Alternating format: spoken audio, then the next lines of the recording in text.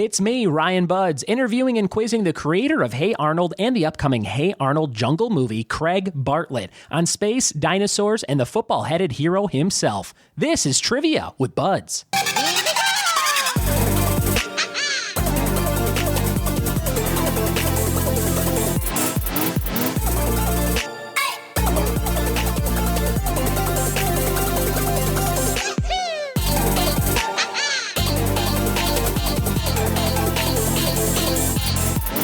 What it be? And welcome to another episode of the Trivia with Budds podcast. What is this show all about? It's about pop culture. It's about movies. It's about music. It's about television. It's about Nicktoons and Nickelodeon shows, specifically on today's episode. This is episode 66 of the show. Please rate, review, and subscribe if you like this show. It comes out every Tuesday morning at 8 a.m. Pacific time, where I'm at on the West Coast. And hopefully it's in your earbuds or in the speakers of your car or with you on the treadmill or however you listen to the show later that day or that week. And hopefully this show takes your mind off of all the stressful things that you hate to do every week, and it's one of the things that you look forward to and love every week.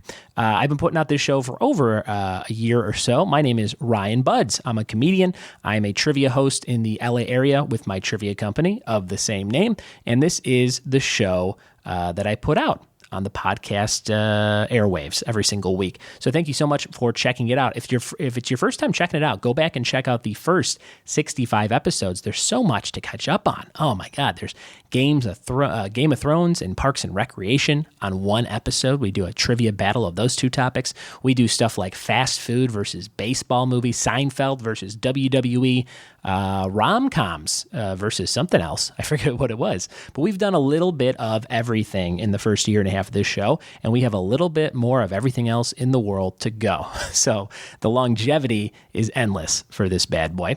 I had a crazy weekend. I had a Redbox weekend, which I do, I don't know, a couple times a year, where I go and I rent a bunch of stuff on Redbox that I haven't seen. I had not seen Wonder Woman or Spider-Man Homecoming, and I watched them both in back-to-back days, and man, both of those were phenomenal. I loved Wonder Woman, the power, the way, the badassness of that character, and the actress who portrayed her. Very, very cool. Loved it. Loved the setting. I didn't know what to expect or why people were really raving so much about it, but it was really living up to the hype for me. And Spider-Man was a really pleasant surprise. I thought the other Spider-Man movies were great. I never saw the second Andrew Garfield one, and the first one was just okay. And Spider-Man 3 is not very great. So 1 and 2 are good, and this Homecoming, man, it's got to be probably my second favorite after number 2, I think. I think Doc Ock takes the cake, and I think this is number 2. But really cool, subtle nuances and changes. Like, he doesn't go to just a regular high school. He goes to kind of like a magnet-type high school for like specific fields and things like that. And he's got a great sidekick friend in it. There's a different love interest in it. There's different villains than you've seen on the big screen before. So I really enjoyed it. I thought it was really cool. Highly recommend both of those movies. I've been playing an app that, if you like trivia, I want you to check out. It's by the creators of Vine, and it's called HQ. It's free to download. I think it might only be on iPhones right now. But it's basically a daily game show. They do it twice a day, and they give away a cash prize to whoever is left at the end of this 12-question quiz. It's multiple choice. There's three possible answers every question, but the questions topics are so ridiculously random. You're really guessing on probably 80% of those questions, and you have to get them all in a row. So I've gotten as far as 7 in a row right, but I usually stick around and watch to see how many people win, because you have to split the prize money. So it might be $150 or $250. They did $1,000 for the first time the other night. I think the app's only been open for about a week. So definitely go and check that out if you like trivia. It's free, and I think you have to have an iPhone, but HQ is the name of the app. I have a new trivia night. Another one, new one popped up. King's Brewery in Rancho Cucamonga, out by me. If you live near Rancho or Ontario or Fontana or Laverne or San Dimas, anywhere out that way off of the 210 near the LA County Fairgrounds. I'll be at King's Brewery every Monday night starting November 13th at 8 p.m. So come check that out. I stopped by this weekend and checked out the setup. It's very cool. There's a big central screen that you'll be able to see, and the culture and people there were really, really fun. So I can't wait to start that up in November. I am doing a gala, or a gala, as the person who booked me for it pronounced it, which I hadn't heard before. I think it's a gala. I don't know. That's how I learned it. It's a gala this Thursday in Grand Rapids. It's like for a big hospital or some kind of benefit or something. And there's a theme of this gala, and it's the games people play. So I am going to be hosting some trivia with buds there. Should be cool. I guess I'll be in like a classroom type setting or like a room with a projector or something, and people will come in different groups and kind of like compete against each other. So I think I'll be making teams and kind of doing a shortened, maybe like 3 quick round kind of a thing. So I'll probably do like an audience participation categories with buds kind of thing to get people on their feet, and then maybe a buzz-in thing with Kahoot, if you ever use that in a classroom, and then maybe like a written portion of some kind in little breakout groups. So that'll be fun on Thursday. What else happened this weekend? Kurt Angle returned to wrestling. If you remember the Olympic hero, Kurt Angle, he returned to a WWE ring for the first time in 11 years, which was really cool. He had to kind of fill in for this dude Roman Reigns last minute. So if you like wrestling, go back and watch WWE TLC to see Kurt Angle back in the ring. I think it looked pretty good for his age and for having to do it like with 2 days notice. So if you like wrestling, Kurt Angle returned. That was kind of cool. I will be returning to LA Comic-Con this weekend. I was there last year as a patron, and this year I am there as a panelist. That's right. On Saturday, October 28th from 5 to 6:30 p.m., I will be hosting some trivia in room 410. So if you're going to LA Comic-Con this weekend, stop by, hang out with me, see what I'm up to. I'll be giving away a ton of cool prizes. And Friday night, I have to go kind of check the setup of the room to kind of see what I'm going to do for my 90-minute show the following night. I got to see if the Wi-Fi is strong enough to do certain things and kind of how big it is. I don't know if 50 people are going to stop by for this thing or 250 people. I don't know how popular it's going to be. But I do know that the floor was completely jammed last year, especially on Saturday. So hopefully we get a lot of foot traffic and some new fans of the show and the live shows. Sunday I will be at LA Comic-Con walking around doing all my fan stuff and kind of talking with people on the floor, and I'll be nerding out over stuff on my own. But I'll also be doing a lot of selfie videos for a future episode of the podcast and some videos like for social media and stuff like that. So stop by and see me. Look for me at LA Comic-Con this weekend. It's also called Stan Lee's Comic-Con and Kamikaze. It has like several names. I don't know what the final name is. I think it's the LA Comic-Con, but check that out. At the end of this episode, check out the 5 questions on horror flicks from one of my oldest friends in the world, Steve Nelson. That'll be really cool. He's got 5 horror-related questions for you right in time for Halloween. So enjoy that this week. We're going to dive into our weekly segments right now. Word of the week. The word this week is Chad, C-H-A-D, and that is the piece of waste paper produced by punching a hole. So when you use a hole puncher, if you use one of those big ones for like a binder, all those little hole punches that come out, those are called chads, I guess, which I think I knew. I think someone told me that one time. But we have to use that in a sentence. So my sentence for that is, let's see, like a recently punched hole, most guys named Chad are a real waste of paper. How about that? That's pretty good, huh? That's not true, though. I know a lot of good Chads. Chad Briggs, he's a really funny comedian that I met in Chicago about 10 years ago. Chad Michael Murray, he was on One Tree Hill. He's not a bad Chad, right? He hasn't had a lot of work recently, I don't think, but he was in House of Wax. That's a great film. On this day, 1981, the national debt hit $1 trillion. Oh, that's not so good. We only added like 13 or 14 trillion to that, right? So we're on the right page. I don't think that's true. 1981, the first $1 trillion in debt hit. That sucks. That was 4 years before I was born, so I don't feel like I'm responsible for that debt. I feel like, all the rest of the debt after that is my fault, though. This week's Badass Pop Culture Thing of the Week. There's so many things coming out this week to choose from. I'm going to do a tie. So the tie is 2 things. It's Mario Odyssey on the Nintendo Switch, which looks really, really fun. The first big Mario starring game, I guess, if you don't count Mario Raving Rabbids. Or is it called Raving Rabbids? Or something like that. There was a Rabbid-related one. with Mario, like a crossover strategy game that came out a month or two ago. But this is the first Mario starring on his own, I guess, game for Nintendo Switch, Mario Odyssey. It's out October 27th. I'm super excited. I'll be on a plane ride coming home from Grand Rapids, so I'm going to probably buy that download and play it on the plane. And also Stranger Things Season 2 premieres on Friday or Thursday night at midnight, maybe. I think a lot of people take off work Friday to watch this thing now. So that'll be interesting. And 9 new episodes. Can't wait to watch. I'm super excited. I got that amazing box set, the VHS box set of Stranger Things. It looks like a VHS, but it's Blu-ray. And we raffled one of those off for my friend Kieran, and a good cause. If you want to donate to that cause, it is linked in the show notes to this episode. My friend Kieran got hit by a car at Disney World, living out his dream job of working there, and unfortunately got in this accident. So we're trying to raise some money for him. If you have a few extra bucks, throw it towards Kieran's journey. It is going to be linked in the show notes to this episode. And Stranger Things 2 out this week. So those are the badass pop culture things of the week. The business of the week is Death by Toys. If you're looking to start collecting some amazing custom toys, check out Death by Toys on Instagram. It's run by my friend Dan Polydoris, one of my oldest friends in Chicago. You can check out his posts every day for amazing pieces of his collection, but also if you want to buy some really cool stuff, he puts it out kind of like in a flash sale, like, hey, I got 25 of these. Hey, I got 20 of these. He makes these really cool toys based on great old horror and slasher flicks and things like that. He's the guy who created the Fog action figure, which was like just a ball of cotton, if you recall that. That went a little bit viral.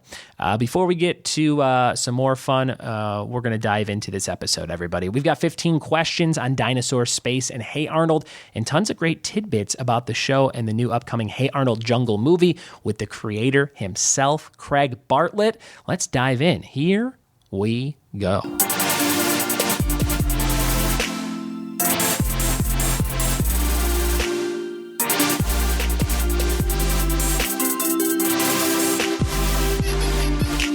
Sitting here in beautiful Glendale, California, in the office of a new friend of mine, an office suite mate, as you will, Mr. Craig Bartlett. How you doing, Craig? I'm good. You might know Craig's name. He is the creator of the amazing Nickelodeon show Hey Arnold. He created Dinosaur Train and Ready, Jet, Go. Craig's also worked on shows like Rugrats, Ren and Stimpy, Johnny Bravo, just to name a few. Craig, I found you because I work in the same building, and about a year ago, they did an interview for like a newsletter in the elevator. Oh, right. That's right. So it had a picture of you, and it said, Craig Bartlett, creator, Hey Arnold, and I knew the name, but I didn't really necessarily know the face, and then I would see you in the hallway, and I'm like, I got to talk to this guy. This is like one of my, idols as somebody who wants to create things as a kid growing up watching Nicktoons.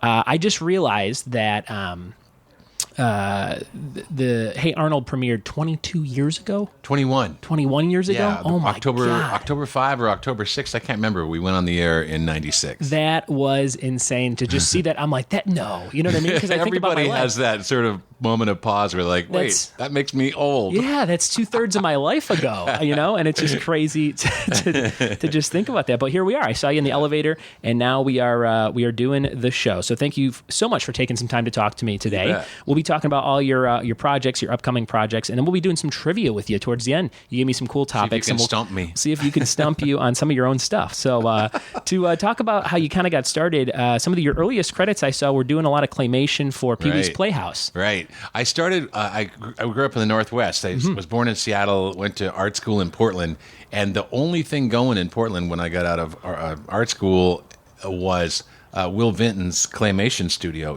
in Portland. Yeah. And so my first job out of college was, junior animator for Will. Wow. Which was a fantastic experience. I lived in Portland from, I worked for Will from, kind of all through the 80s. And Pee-wee started in the late 80s. And so I'd been a clay animator for Will in Portland for ages. So long that I kind of thought I'd live in Portland forever. It is every bit as cool as, Portlandia it implies. Yeah.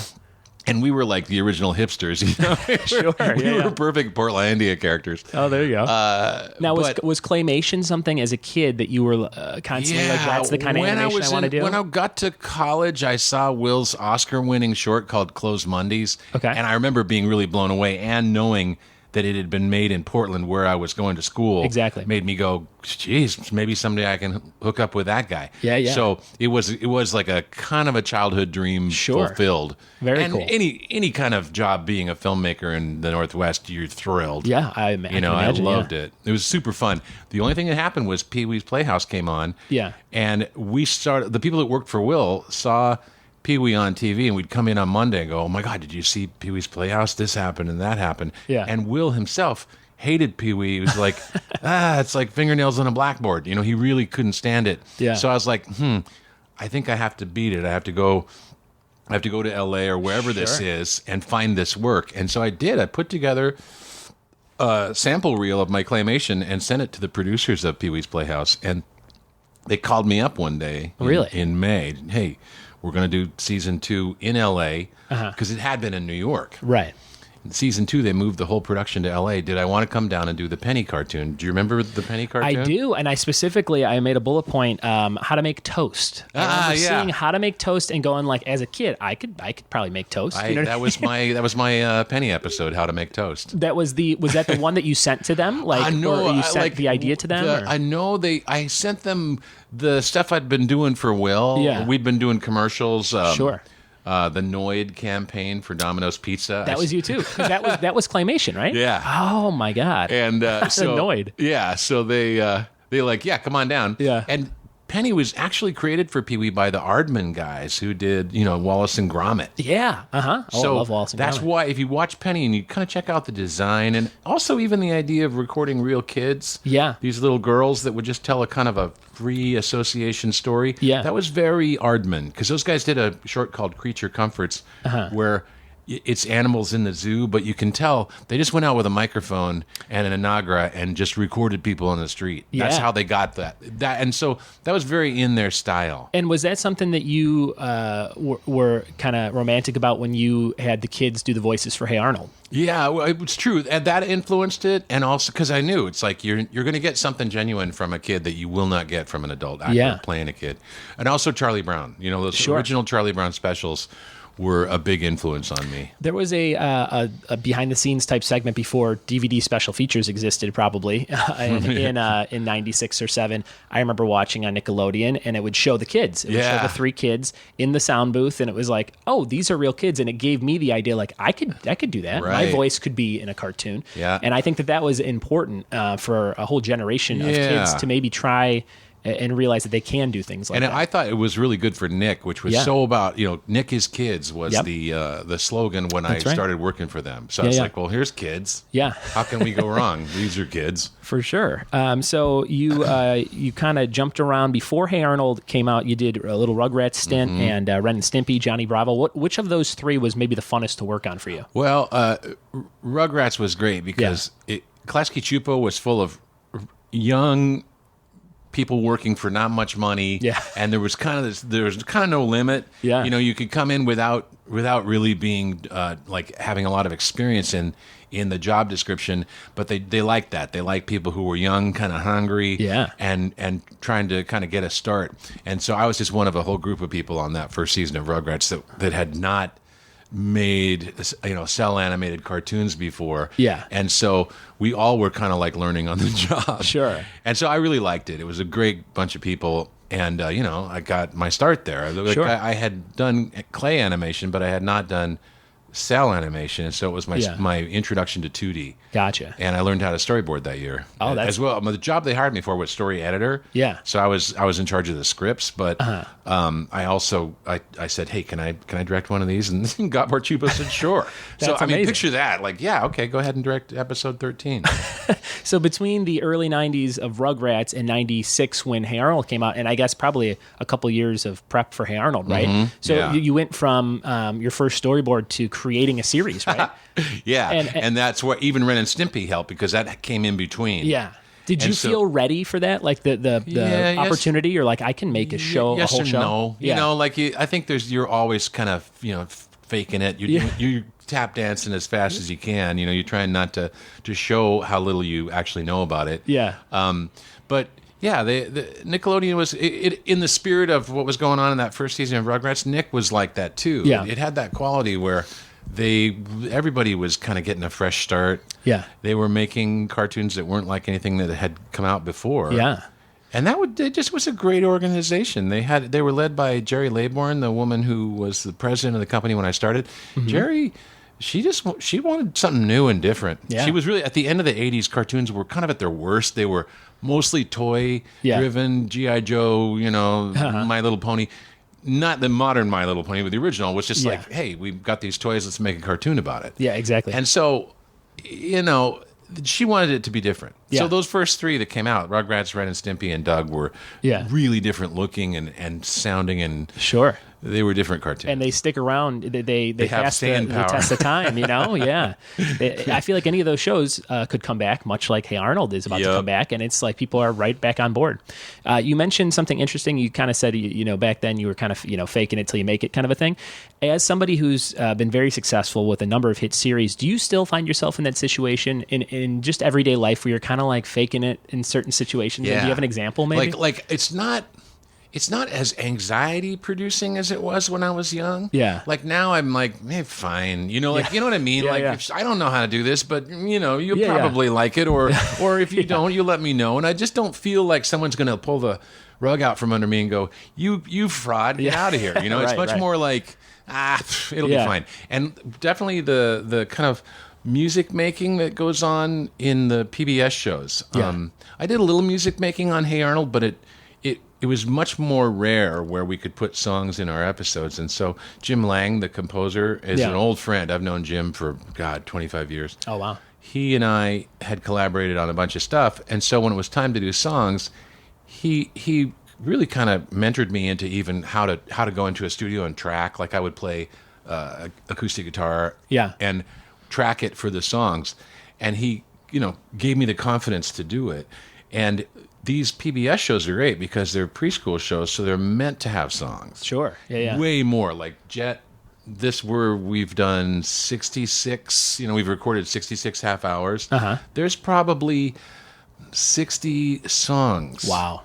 That we've written. Jim and I co-write them. I'll write the lyrics and Jim will write the music. And on some of them I'll perform. Yeah. And like the main title of both Dinosaur Train and Ready, Jet, Go, I sing. Oh, wow. So, the Dinosaur Train song, that's me. Yeah. And so somehow that seems like the most like hanging it out there. Yeah. Like, this isn't really what I do, but exactly. Thanks for putting up with it. Sure. And I felt like that doing the main titles for those shows, then it was like I was legit. Now I'm a professional songwriter, which I was not before. Yeah. And I love that aspect of performance. And we were talking about the Total Eclipse in August. Yeah. The reason we went was it was going to be Amy Meinzer, our astronomer, who's our sort of science advisor. Sure. And Bill Nye, the science guy, and the Ready, Jet, Go band, which is me, Jim Lang, and 4 other players. Yeah. And we performed there were 22,000 people there. You can't beat that. I mean, I would put that out there as that sort of faking it like, wow, Yeah. I get to front this band in front of all these people. Yeah. And it was not something that I trained for or knew was coming. It's more like, well, can we do this? Yes, we can. Yes, we can. And now that you've done it, you could do it again probably a lot easier, right? That's totally true. Yeah. The aspect of producing a cartoon show, there's not that many surprises anymore. Yeah. And so I'm not, it's not as sort of like, wow, what's happening? But with music making and performance, there's tons to learn. And I'm still learning for sure. And so you get that behind you. Uh-huh. Now I'm like, well, hell, the next crowd won't be as big as the one in Nebraska. Yeah. And you can really kick some ass. It does.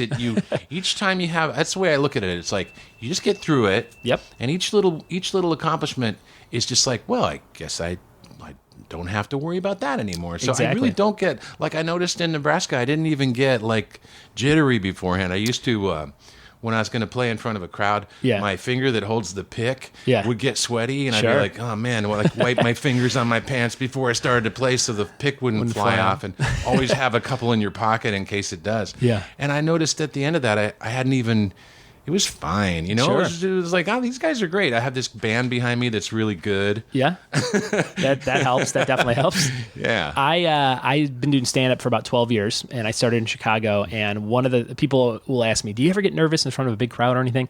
And early on in my career, I got to open for Dennis Miller in front of 2,000 people, and I was like a year into stand-up, and it was a radio contest I won.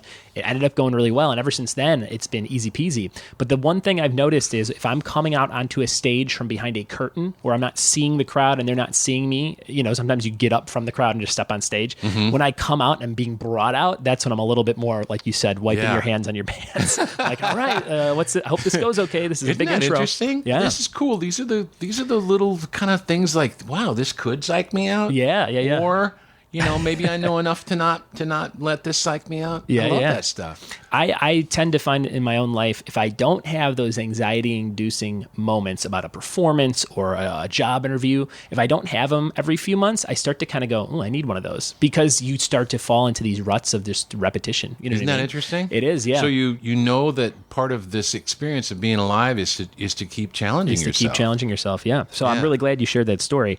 You are working on Hey Arnold, the Jungle Movie, which picks up where the series left off in 2002. 2001 and 2. So tell me a little bit about the Jungle Movie. It's premiering on November 24th. November 24th. Black Friday. Friday after Thanksgiving Yeah, at the 7 shopping p.m. day. There you go. And it'll play on a bunch of platforms. Like I hope it's even kind of simulcast so people can look at it on their computers if they don't have Nick. But Sure. it'll exist in a lot of forms so people can watch it. Very and cool. I would like people to be able to see it in a straight up streaming or something, because the commercial breaks are always a little frustrating. Oh, yeah. You know, because it's a very much like a narrative that runs for you know, it's 2 hours on TV, but it'll be shorter without commercials. Oh, yeah. That's great. This is a movie that I brought back to Nickelodeon. Yeah. That got canceled in 2002. Okay.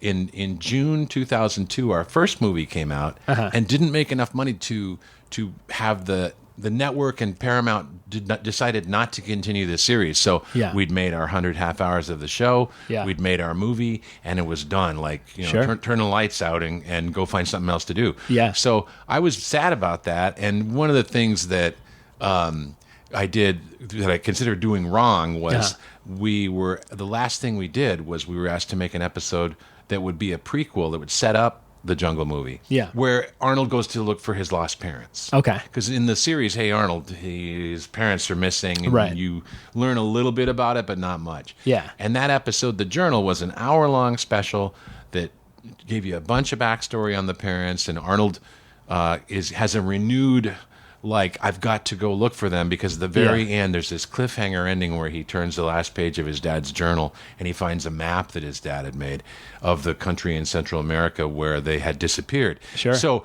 anyone watching would go, oh my God, he's going to use his map, and he's going to go find them. Yeah. And it ends with this, Grandma, Grandpa, I found a map. And the music goes, you know, dun, dun, dun, dun, dun, Yeah. and hangs there on purpose. For 17 years. And so here we are. Wow. And so the cool thing is that really what happened was the fans grew up. Yeah.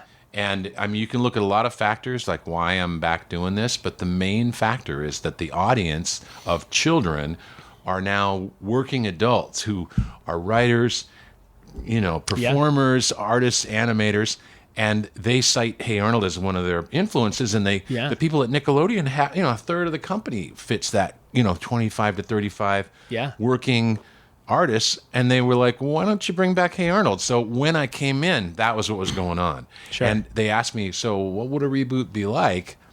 And I said, because they were looking at all their 90s properties. They were looking at everything going, what, you know, there seems to be a grown-up and kid audience for this.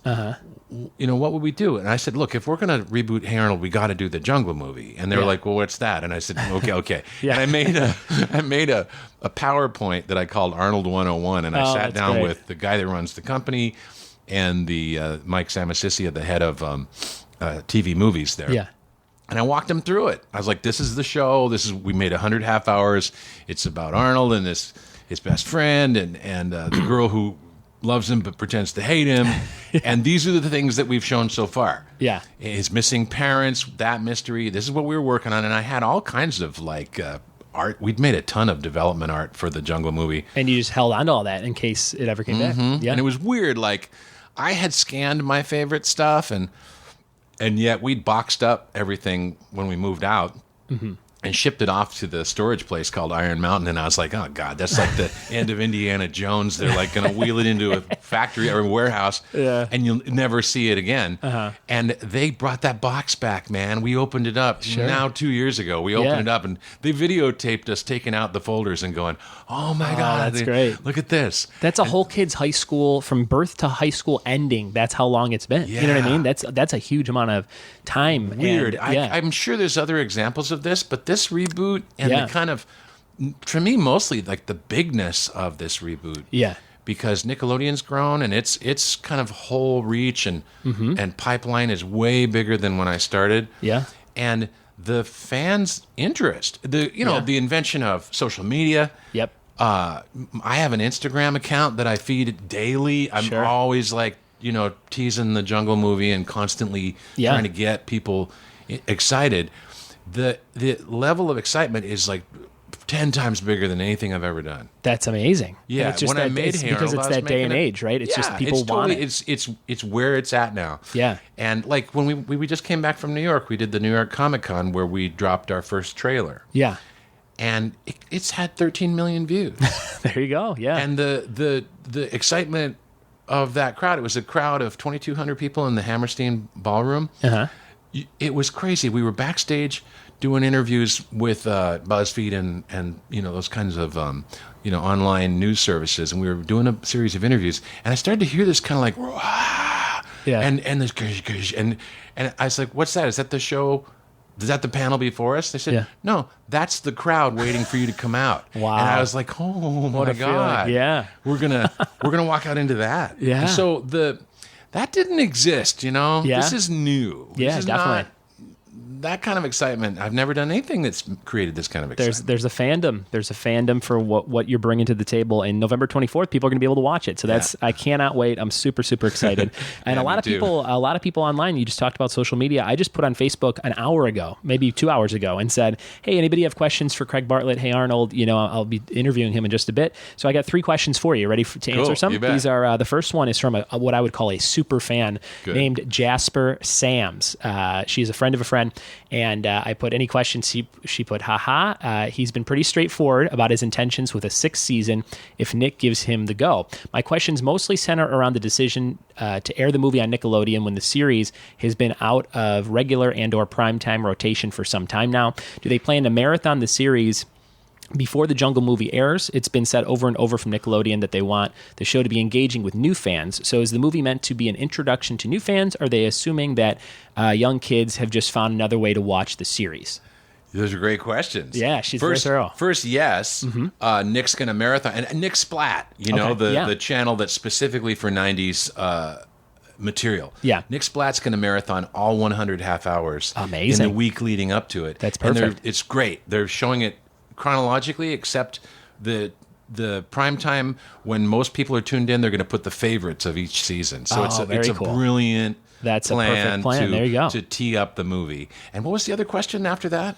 Right. Do we also kind of reintroduce the movie to young fans who maybe don't know about it? Sure. Yeah, the Nickelodeon was really clear on that. They're like, look, Hey Arnold's great, but 6 to 11-year-olds are their bread and butter. Those are the people who the network is literally designed to entertain. Exactly. Even though now they have this weird phenomenon with this show and others where you got 6 to 11-year-olds, you've got 25 to 35-year-olds, you even have a new generation of the children of the adults. My kids. Yeah, I have a daughter who's 3 who's watching all the stuff that you guys make. Isn't that interesting? It's crazy. You picture parents going, "Hey, sit and watch this with us. This was our favorite when we were a kid." And you know how it is. It's like when your kid likes a Beatles song and you're like, "Hey, I'm validated somehow." Exactly. So that's going on. And so Nick was really clear with me. You got to make this work for our actual audience. Yeah. You have to reintroduce everything.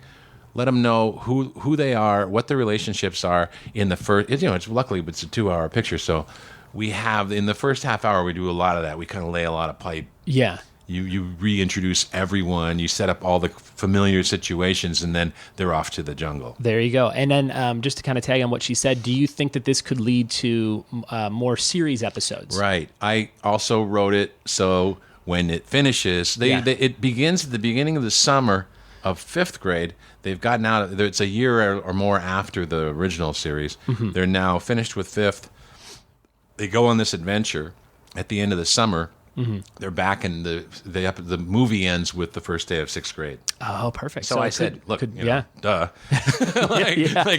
If this isn't teeing up a new season, I don't know what. So, if they don't, if the network decides they don't want more episodes, at least I got to make my jungle movie. There you go. You're setting up. You're putting all the balls and the tees for them to hit. Yeah, I love it. Very good. Last little thing she said, also would be fun to know if the title, The Jungle Movie, was a direct nod to the fans, which I think you kind of mentioned it was. And that was what we called the film a long time ago, if I'm not mistaken. Craig coined that phrase with the fans in a series of chats on Kim Burke's old message board. Yeah. So this is a super fan. That's amazing. Yeah. Right. She remembers Kim Burke's. That's a shout out to Kim Burke, who lives in San Diego and who I saw at the con in San Diego in July. So, yes, I did a series of chats with Kim and some other websites. We always called it the Jungle Movie because here's a cool piece of trivia. Yeah. My dad and my uncle, when they were young, I think before I was even born, went out with like a 16 millimeter camera in the woods behind their houses in Seattle. Wow. and made a movie, which we always called the Jungle Movie. Yeah. And we'd say, put on the Jungle Movie when we were having family get-togethers. Yeah. And so it's it's an affectionate nod to... I love it. Because to me, I was like... It was like a thing a kid would be like, the Jungle Movie. Yeah. What is that? Sounds that sounds like fun. They're enticing. in the jungle. That's awesome. Very cool. But that's all true, yeah. Very good. That's from Jasper Sams. Thanks, Jasper. This is another question from Gil McIntyre. He said, who was your favorite character to write for on the show? Helga, definitely. Just the lines and the... Because, Arnold's very chill, and he's a minimalist in terms of... less is more in terms of what he has to say. Yeah. And so it's intentionally, you've got characters around him who are way more wacky. And Helga was, we wrote for we made this character and we wrote for her, but Francesca Smith, who played Helga and still plays Helga. I was going to ask, are all the kids doing the voices again? Except some of the boys had to be replaced, but all the girls came back. Oh, that's great. And so we had the adult Francesca and Andy McAfee, who plays Phoebe, and Olivia Hack, who plays Rhonda. They were all there to reprise their roles, and I think they sound great. Oh, that's amazing. So anyway, we wrote for Helga. Franny was so funny. Sure. And she was a little like 10-year-old genius and about like this tall. And, she was the most fun to write for because she could explode. She goes crazy. I think the Louise Belchers of the world are paying homage to a Helga. You know what I mean? Like the kind of like, I'm a tough person, but I really like certain things. Yeah, it's totally. I love it. Very cool. And then, so that was from Gil McIntyre. This last question comes from James Medley. He says, is there anything Nick wouldn't let you do with the series that you really wanted to do? Any specific things where maybe you were trying to push the envelope or a storyline or something? It was like we actually, I feel like we prevailed. There was almost nothing that we wanted to do that they didn't want us to do because we were, we knew we were making a kid's show. We weren't trying to get away with it. It wasn't like weird like adult situations, except we put adults in all the time. And it was because I figured it was because we wanted... Arnold is always kind of helping someone. Yeah. And it was easier to kind of have these sort of loser adult characters that Arnold was helping. Yeah. It seemed funny to me. It was like the whole premise was Arnold's this super wise little Buddha in the boarding house, and he's surrounded by these adults who are like children. Yeah. And I thought that was something kids would like. Like, wow, definitely. Kids rule, and the adults are goofballs. And matches up with Nickelodeon's whole message I thought of so the 90s. Too, with their whole kind of ethos. But the notes we'd get from the execs would be like, God, too many adults. Come on. When this is a kid show, why do we worry about Coach Wittenberg if he's going to get back with his wife? Yeah. That's not a kid situation. I said, yes, it is, man. Kids will love it, but that was the struggle always was like, I gotcha. They'd say there's too many pages of adults talking in this script. We'd go, oh, man. All right, we'll fix it, and then kind of push our agenda through. There you go. Thanks for that question, James, and great answers, Craig. Very, very cool. Since this is a trivia podcast, I thought I'd quiz you on some stuff that you're really into at this point in the show. So you gave me 3 topics: Hey Arnold, which it sounds like you know a little bit about, space, and dinosaurs. So a little bit of everything based on shows you've created. Hey Arnold, space, and dinosaurs, and you put in that order. Yes, so we'll because I'm farthest away from Dinosaur Train at this moment. Yeah. Do you think you remember everything about Hey Arnold, like all those minute details, or does some of that stuff escape you? I bet in the world of people who know Arnold, I may be the champ. Yeah, but there could be a couple fans who know even more than me because they may have watched it more than I have lately. Perfect. Well, we're going to find out right now. I'm going to ask you 5 questions about Hey Arnold, then we'll move on to space and dinosaurs. Okay. And then we'll call it a day. Here we go, Craig. First question, Hey Arnold. Number 1, according to an aptitude test, what is Gerald's future profession on the show? Oh, man. He was going to be like a fireman or a policeman, wasn't he? What a little bit different from what I found. Talk show host sidekick. Wow. God, excellent. You already stumped me on question 1. There you go. Yeah, I guess they take those aptitude tests. Yes. And I can at least remember the episode. And and he's a little bit of an Ed McMahon type. Yeah. And that's right. From then on, for the rest of the episode, he's like, wow, okay, talk show host sidekick. And he'd be like, hey-oh, everything Arnold said. And finally Arnold's like, stop it. Yeah, there you go. So talk show host sidekick for Gerald. Question number 2. Finish the tagline to the Hey Arnold movie. This was at the top of the poster from what I saw when I looked it up. It says, a big problem calls for a big head. Big head. That's right. There you go. Did you have any work in coming up with that tagline? I know. I believe Paramount, they kind of were like, look, all that promo stuff, that's us. And I saw that movie in theaters. I was 15 at the time. I can remember. I remember going to see it, and I think maybe like taking a friend's younger brother or sister to see it, like as a disguise, as an excuse. Me too. When I was a teenager, I did the exact same thing. I'd be like, I'm going to go watch Sesame Street with my little sister. Yeah. Because I'm like, Sesame Street's awesome. Yeah. It's got cool animation. Sure. There you go. Question number 3, Hey Arnold. We just passed the 21-year anniversary of Hey Arnold airing on Nick. What exact date did it air on? I think you mentioned it earlier. October 5, October 6, from what I 96. saw. Yeah, from what I saw online, it was October 7th of 96. 7? Oh, man. So but maybe it was the 6th. Wikipedia is not always 100% correct. But yeah, October 6th, 7th, somewhere around there, 1996. You were almost dead on there. Here's question number 4. What season had the shortest amount of episodes? The shortest amount? Well, we did a kind of a mini season in season 2. Okay.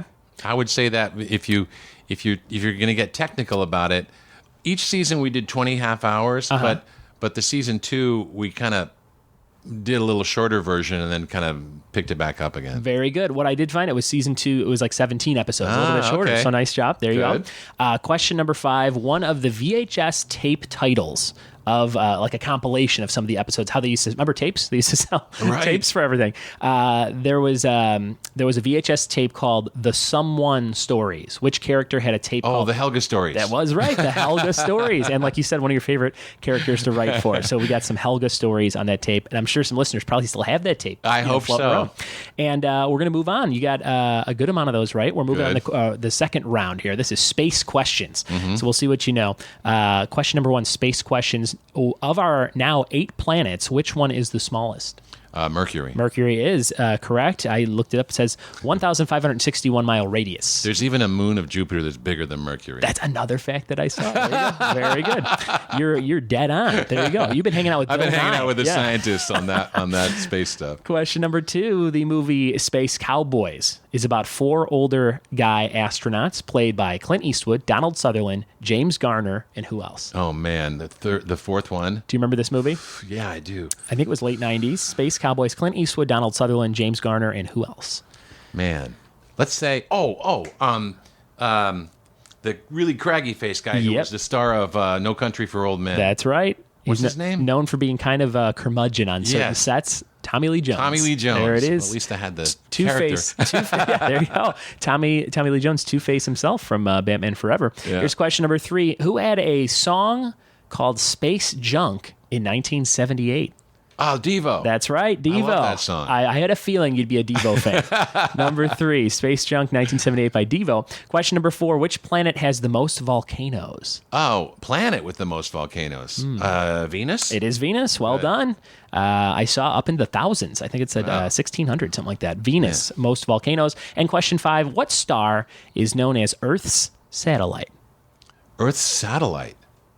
What star? A star that is Earth's satellite. Wow. Our own sun? Close. The moon. The moon? The moon? Is the moon a star? Ah, Is that a thing? I think it's a moon. Is it also considered a star in some I way? wouldn't think so, but that's a good... that's a tricky What I want, question what I would love to do is, I would love to find a listener who really knows that and send me a message. Let me and Craig know if the moon is also a star. So for now, we'll say the sun or the moon. Here we are, 5 questions about dinosaurs. Let's see what we got here. Question number 1: what year did Jurassic Park come out? Oh, okay. So Jurassic Park first came out. Let's say 92. You're so close. 93. 93 is correct. 1993. In my head, it's 94, but it was definitely 93 when you look it up. Question number 2, what dinosaur name means fast thief? Fast Thief, the Velociraptor. Yeah, run in, snag some stuff, some food probably, and then run back out. Question number 3, what was the lifespan of a T-Rex? Was it 20 to 30 years or 80 to 100 years? 20 to 30. It was 20 to 30. Some dinosaurs did live over 100 years, I saw. Some different types of lizards and dinosaurs. Incredible if they could tell you that. Insane, right? Yeah. But yeah, T-Rex normally about 20 to 30 years. Good job, Craig. Number 4, what dinosaur had the smallest brain for its body size? The Stegosaurus. Stegosaurus, 100% correct. It says the body of a van, the brain of a walnut. That's what I saw. That's what I saw online. Thought that was interesting. I know some people in real life like that. Question number 5, the name dinosaur means a certain adjective and the word lizard. What is that adjective? Dinosaur. So soar must be lizard. Dinosaur. So, ancient lizard? Not ancient. It's more of a kind of like a negative adjective, if that makes sense. Wow. So like slow lizard? Kind of terrible lizard. Terrible lizard. Dinosaur somehow translates to terrible lizard. You did pretty good, man. I would say you got at least 11 out of 15, it looks well, like. that's good. I'm glad. That would be bad. There you go. Hey, Arnold, Space, and Dinosaurs. Craig, thank you so much for your time today. You're welcome. Good luck with the release of the Hey, Arnold Jungle movie coming out on Black Friday. Do your shopping and then get home and 7 p.m. and watch it November 24th on Nickelodeon. It'll be streaming everywhere, and I'm sure once it airs, you'll be able to find it on a bunch of different on-demand type situations. Anything else you want to plug? What's your Instagram so people can kind of follow along? My Instagram is Craig Bartlett, so you can't go wrong. Very good. And yeah, totally. That's where I've been doing little teasers about the Jungle movie for the last year or two. Amazing. Craig, thanks for your time. Have a good day. Yeah, you too.